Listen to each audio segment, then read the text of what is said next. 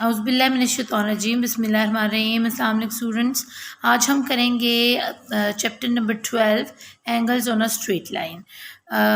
ये है chapter number 12 का लेसन नंबर 1। सबसे पहले मैं आपका एक कॉन्सेप्ट क्लियर करना बहुत ज़रूरी है। कुछ बच्चे हैं जिनको एंगल की प्रॉपर्टीज़ अच्छे से नहीं आती, जिस वजह से वो इसका कोई भी लेसन, चाहे वो लेसन 1 हो, 2 हो, 3 हो, बिल्कुल उनके सर पे से गुजर जाता है। उनको समझ ही नहीं आती कि हमने एंगल को किस तरह फाइंड आउट करना है और एंगल को क्या नाम देना है और कितने एंगल्स उनके पास हैं और उनमें से कितने फाइंड करने हैं। तो आज बच्चों आपकी यही प्रॉब्लम दूर होने जा रही है। आप लोगों ने बहुत ध्यान से इस वीडियो को देखना है। अगर कहीं समझ नहीं आती आप रिपीट करें और फिर दोबारा से देखें। अब सबसे पहले मैं आपको दो बातें समझाऊंगी कि एंगल की प्रॉपर्टी क्या है। An angle is formed when two straight line meet at a point. पहला क्या इसका है कि जब ये दो स्ट्रेट लाइंस जो हैं वो किसी एक पॉइंट पर जाकर आपस में मिल जाती हैं, एक दूसरे को टच करती हैं। अब कहने को ये दो स्ट्रेट लाइंस हैं, जैसे आप ये देख रहे हैं कि ये लाइन चल रही है और इसके पैरेलल ये दूसरी लाइन चल रही है, या मैं आपको यहाँ पर बना के दिखा देती हूँ। एक ये लाइन है और एक ये लाइन है। अब ये दोनों क्या हैं? They are straight lines. लेकिन क्या ये दोनों कहीं जाकर मिल रही हैं? इनका कोई मीटिंग पॉइंट है? बताएं मुझे। बिल्कुल नहीं, क्योंकि ये दोनों लाइंस एक दूसरे के पैरेलल हैं। मीटिंग पॉइंट वहीं बनेगा जब ये दोनों लाइनें ऐसे और ऐसे होके एक दूसरे से यहाँ कनेक्ट होंगी। जहाँ भी ये दो स्ट्रेट लाइंस कनेक्ट होंगी उसको हम बोलेंगे मीटिंग पॉइंट। अब दो बातें आपने जहन में रखी कि एंगल के लिए क्या ज़रूरी है। एक तो दो स्ट्रेट लाइन होनी ज़रूरी है और दूसरी बात ये कि उन दो स्ट्रेट लाइन का कहीं ना कहीं जाकर आपस में मिलना बहुत ज़रूरी है। जब वो पॉइंट में जाकर आपस में मिल जाती हैं किसी एक पॉइंट पर, दो स्ट्रेट लाइन भी हो गई, हमने पहला पॉइंट भी कर लिया ठीक, हमने उनको जाकर एक पॉइंट भी उनका ढूंढ लिया जहाँ वो जाके मीट करती है, ये हो गया इसका दूसरा पॉइंट। अब तीसरा पॉइंट क्या है कि जब ये जहाँ जाकर ये मिलती हैं वहाँ पर बन जाता है एक एंगल, और उस एंगल का नाम हम देते हैं वर्टेक्स। और वर्टेक्स इसलिए क्योंकि ये एक कोना है। समझ लें ये आपके कमरे का एक कोना है या ये आपकी कबर्ड का एक कोना है, तो इस कोने को हमने क्या नाम दिया है? वर्टेक्स का। ये तीन बातें आपने जहन में रखनी है। ये तो हो गया एंगल का इंट्रोडक्शन। अगर यही एंगल आपको मिलता है एक तीसरी स्ट्रेट लाइन के ऊपर, स्ट्रेट लाइन का इन एंगल से इस तरह लेना देना बनेगा, क्योंकि जब हम अपनी डी को यूज़ करेंगे टू फाइंड एन एंगल तो उस वक़्त हमें स्ट्रेट लाइन का पता होना चाहिए। अब देखें, और उन्होंने कहा है कि आप अपने एंगल को कोई भी नाम दे सकते हैं। ए बी सी भी कह सकते हैं, सी बी ए भी कह सकते हैं और एंगल एक्स भी बोल सकते हैं। यानी अंदर वाले एंगल एक्स से भी हम उसका नाम ले सकते हैं। एंगल उसको ए बी सी कह सकते हैं या सी बी ए कह सकते हैं। अब आप यहाँ मुझे कहेंगे कि ये कौन से अल्फ़ाबेटिकल ऑर्डर्स हैं कि आप सी बी ए बोल रही हैं। ए बी सी तो समझ आई कि ये अल्फ़ाबेट्स हैं, लेकिन सी बी ए क्या है? तो बच्चों, जहाँ पर ये लाइन मीट करती है या जहाँ पर ये एंगल बनता है वहाँ पर जो भी अल्फ़ाबेट होगा वो हमारे सेंटर में आएगा। यानी ए और सी के सेंटर में बी है, ए और सी के सेंटर में बी है, और यही एंगल है। एंगल का नाम है बी, सी बी ए। सी और ए के दरमियान में है बी। अब मुझे उम्मीद है कि आपको पता चल गया होगा कि ये हम एंगल का जो भी हमारा पॉइंट होता है उसको हम सेंटर में क्यों रखते हैं। अब मैं आपको स्ट्रेट लाइन का इंट्रोडक्शन बताऊंगी और फिर हम अपना क्वेश्चन करेंगे स्टार्ट। अब ये देखें, angle on a straight line है। अब इसके इस स्ट्रेट लाइन को हम क्यों यूज़ कर रहे हैं? Due to over D. ठीक है, आप समझें कि आपके पास ये डी है और डी जब आप ऐसे प्लेस करेंगे इस लाइन के ऊपर, उसके ऊपर जो भी लाइन चल रही है, एक ये आ गई और दूसरी ये आ गई, एक ये आ गई और दूसरी ये आ गई, तो ये आपको पॉइंट्स डिग्रीज बताएंगी कि आपका एंगल कितनी डिग्री का है। अब मैं आपको ये खुद से करके दिखाती हूँ। अब ये डी जो मेरे पास इस वक्त अवेलेबल है, ये मेरे एक स्टूडेंट की है, मैं आपको दिखाती हूँ।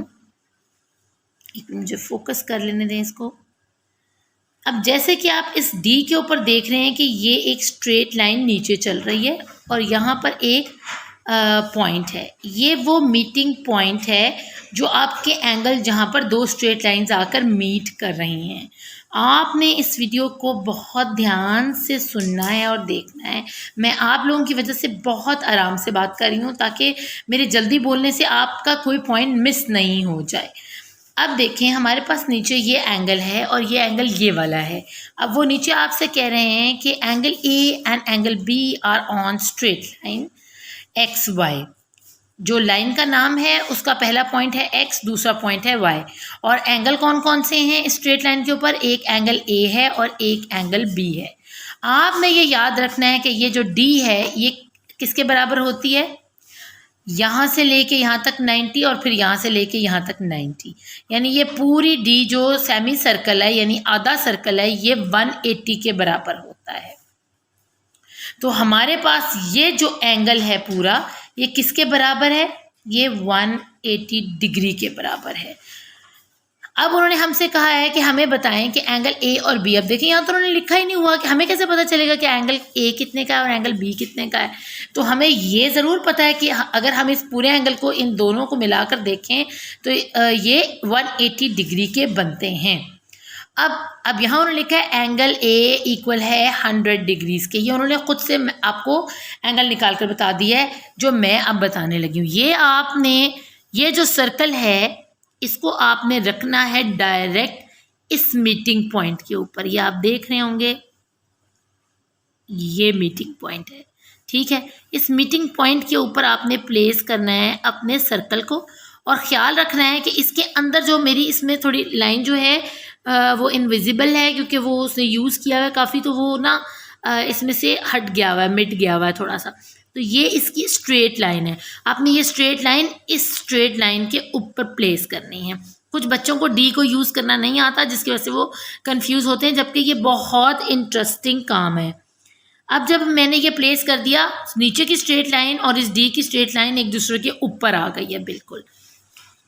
अब आप यहाँ देखेंगे कि हमारे पास नीचे एक ब्लू लाइन है। ये देखें, ये ब्लू लाइन, इस ब्लू लाइन को जब हमने मीटिंग पॉइंट के ऊपर अपने इस डी के सर्कल को रखा है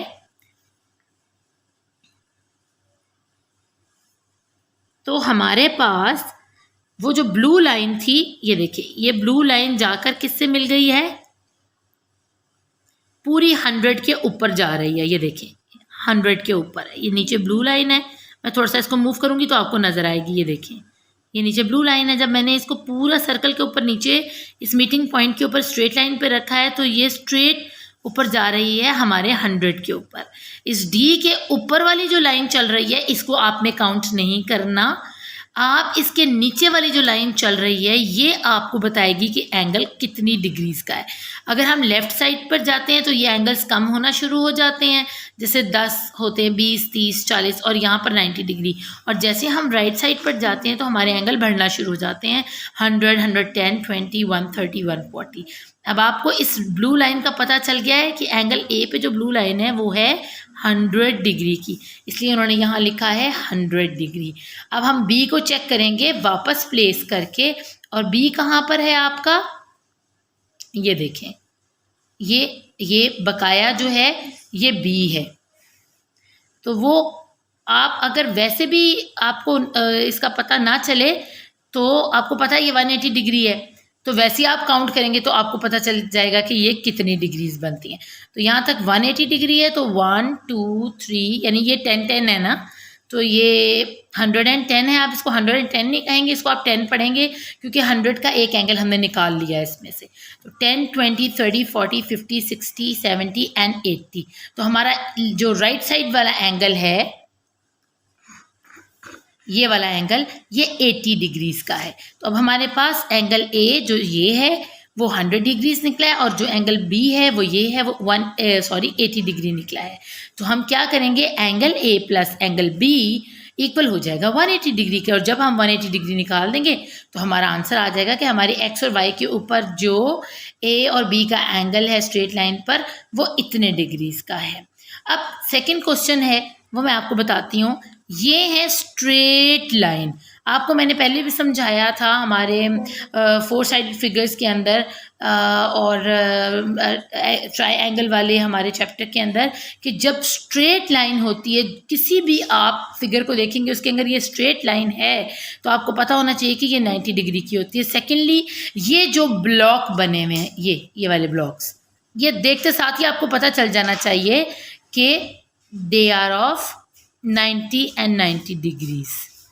ठीक है, तो इसको आपको डी रख के करने की ज़रूरत ही नहीं है। अब जो आपके पास है पी क्यू आर वो कितने का है, 90 डिग्री का है। आप सिंपली यहाँ राइट डाउन करेंगे 90 डिग्री। और आपके पास पी क्यू एस, अब दोनों में देख लें क्यू जो है वो सेंटर में प्लेस हुआ हुआ है क्योंकि एंगल्स जो हैं वो कहाँ बन रहे हैं, वो क्यू वाली जगह पर बन रहे हैं। तो एंगल जहाँ बन रहे होते हैं हम उनको हमेशा 2 अल्फ़ाबेट्स के दरमियान में रखते हैं। तो ये तो आपको बग़ैर डी को यूज़ किए ही पता चल जाएगा कि जहाँ भी ये ब्लॉक्स लगे होते हैं वो समझ लें कि 90 डिग्री है। और दूसरी बात कि हमेशा राइट एंगल स्ट्रेट होता है, बिल्कुल बिल्कुल ऐसे। अब देखें अगर यहाँ हम देखें 90 का एंगल तो ये देखें ये बिल्कुल स्ट्रेट है और ये ऊपर बड़ा सा करके 90 लिखा हुआ है। हम यहाँ लिखेंगे 90 डिग्री और P Q R plus P Q S यानी इन दोनों को प्लस किया तो हमारे पास आ गया 90 डिग्री प्लस 90 डिग्री इक्वल है 180 डिग्री के। तो ये हमारा आंसर निकला है सिंपली। ऐसे ही आपने इन एंगल्स को करना है।